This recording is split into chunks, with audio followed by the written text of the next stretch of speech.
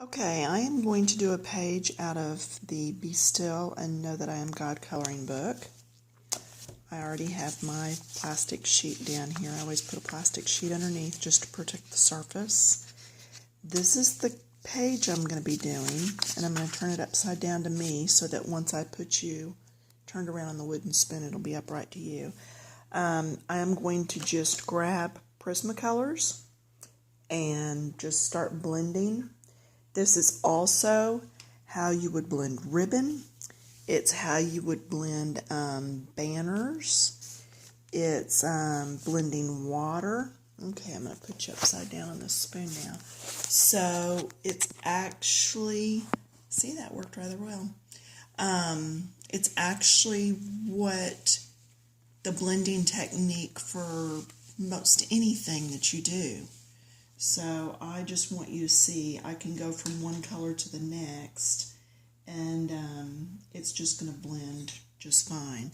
So I'm going to start with, and these are Prismacolors today, and I'm just going to pick a spot and get started because this is about you watching me actually do it. Now I'm pressing down and then I'm lifting as I come out. So I'm not keeping the same amount of pressure on it the entire time.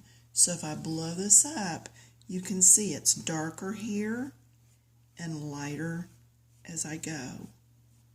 Okay, so dark here and lighter as I go. And then I'm going to switch to this blue and come back the other direction. So now I'm going to come this way, pressing hard,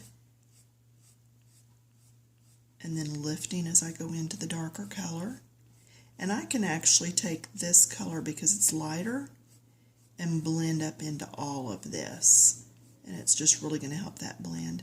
Now, just to show you that it can be done, I'm going to color on down here a little harder. I'm going to come back with that first color again, and I'm going to come from the point back in. Okay, so the dark and coming lightly into that light. And a lot of times you can use your lighter Prismacolor as a blender and just use it to blend those colors together. So there's two blues. Now, what if I'm doing leaves and I'm using green? I'm just going to pick two greens here out of my spot. I'm going to come over to a new area, and let's pick this one right here. There's no rhyme or reason to what I'm picking. Each one of these look like an S-curve, and I may come back in if I get bored. Getting bored. We just bought furniture from IKEA for me to redo a bathroom by myself. So I won't be getting bored anytime soon. But anyway, here's this coming around. And you can see I'm doing pretty heavy to start with. Then getting lighter and lighter as I come around. And if you'll take these, and I've said this many a times before, if you'll take your work to the bathroom or some room where you have a big mirror, you can look at it through the mirror and it's going to show you your mistakes. See, the lighter color is the one that goes back and forth and does the blending. I am not using the colorless blender on these. And I'm going to come over this way, get lighter as I go. And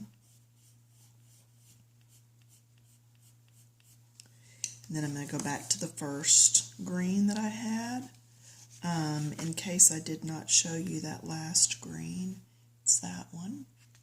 Okay, back to the first green and getting up in that point and then coming around lighter and lighter as I come in.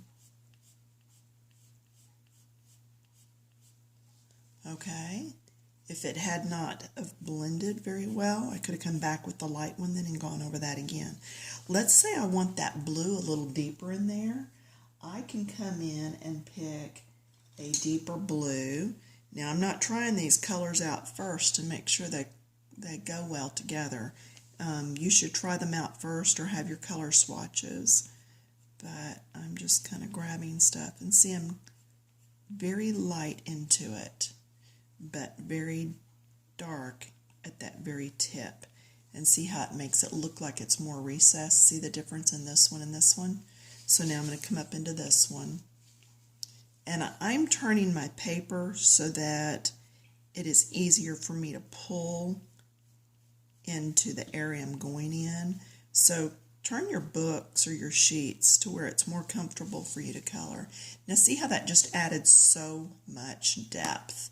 I can do the same thing in my green. As dark as that green is, blue is in green. So I'm going to pick this dark indigo and let's see how that does in here. I'm just going to pull it up some. And see, I'm just keeping that tip.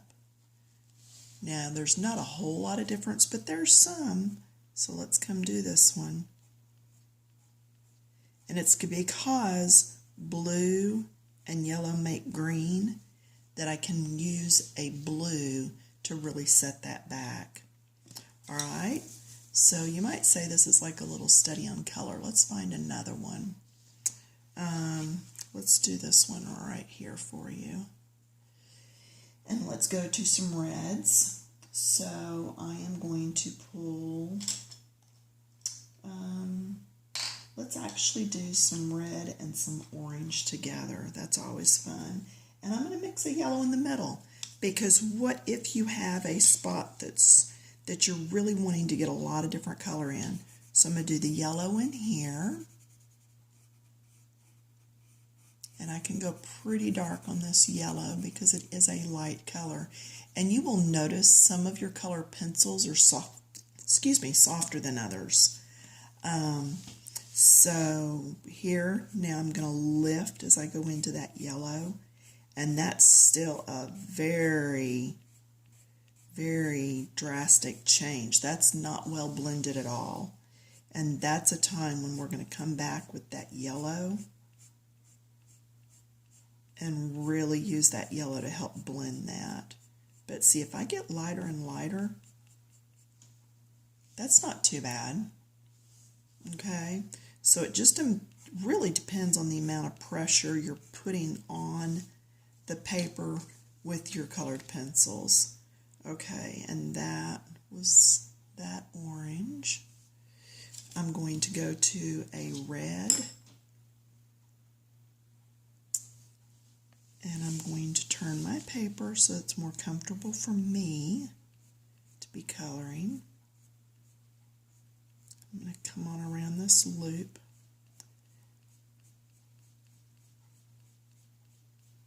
And see how that blended? And it's because I'm taking so long to really blend these colors. You don't want to go in there just scribbling at it. You're going to end up with a hot mess. And then you're going to be like, oh, Pam, what do I do? Yeah, slow down a little. Enjoy what you're doing. Have fun with it. Take your time. Okay, now I'm going to come in with a even darker red. This is actually a raspberry. And I'm going to come around here. And I'm going to color this part. Really get in there and do that dark. And then as I come around here, I'm going to blend in, lighter touch. Okay? You can always, like I keep saying, look in a bathroom mirror, look through a camera. From time to time, I'm actually looking through my camera to see how this is blending.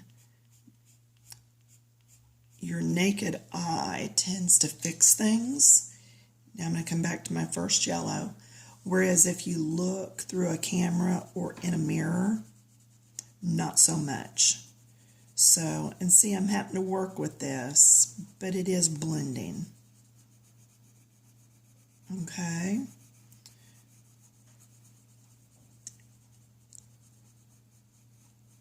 So just take your time with it. Now, once I zoom out, look how well those are blended. So can you imagine doing this now with water?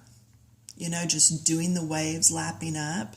The part that's further away in the distance is going to have the darker points. What's up close is going to have the lighter sections. If your water has all these curls in it, then you can do that. If not, then you can make them up or just color your water in little soft circles and get some of those same effects. So let me go get this posted. This is for the basically being done for the coloring book Keep It Clean group that's on Facebook, but I'll put it out on YouTube so that other people can see it too. So this is Prismacolors with no colorless blender. You don't always need that. Just slow down with your work and you can do it.